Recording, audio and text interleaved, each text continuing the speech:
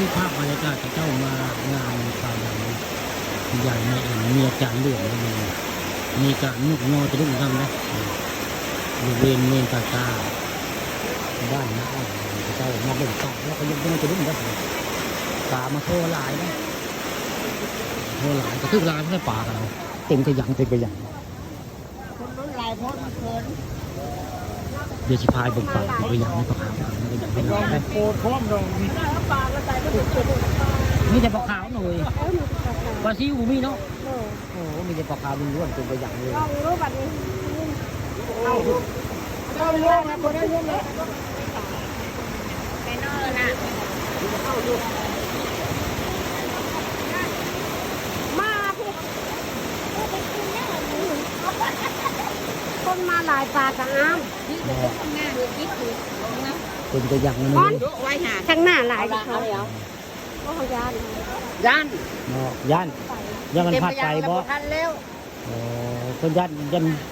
กับท่านเต็มกระยังแล้ว ยันพลาดจะรุ่งไปนำอันนี้ปลาซิวแล้วผมปลาซิวก็ถือแต่โอ้ปลาซิวขับเลยปลาซิวก็ถือปลาซิวแต่พี่น้องถือแต่ปลาซิวถือแต่ปลาขาวได้เขาดำยายเมียเมียจันเหลื่อมมานี่ได้ปลามือนำได้พระเจ้ามางานเขาดำได้ปลาได้ทำปลาขาวได้แต่ปลาซิวมานี่ในบริเวณเมนห้วยนี่มีป่าได้พี่น้องนี่ป่าน้ำลายฝนตกเนาะฝนตกเลยเขาเจ้าเลยลูกน้อยจะได้ป่าได้มันง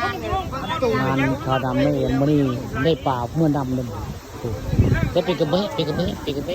ตัก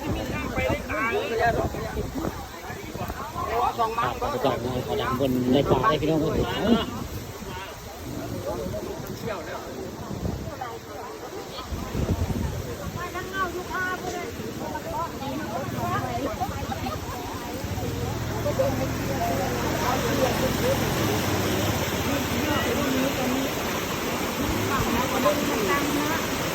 ตามช่อลงนี่เนาะตามเจ๊หมักหมอน่าจะได้ใหญ่มันจะ เจ้ามายืนเบิ่งยกจะดึงจะมันถูกเนาะเจ้ามางานเขาดำมาเบิ่งระบายพอดีมาเบิ่งการมาโทษลายได้มัน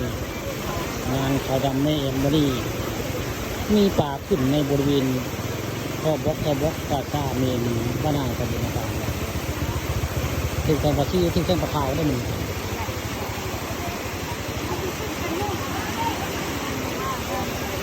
ที่ทำบรรยากาศในงานมีการยกจะดึงได้ป่าไม่นำนั่นเอง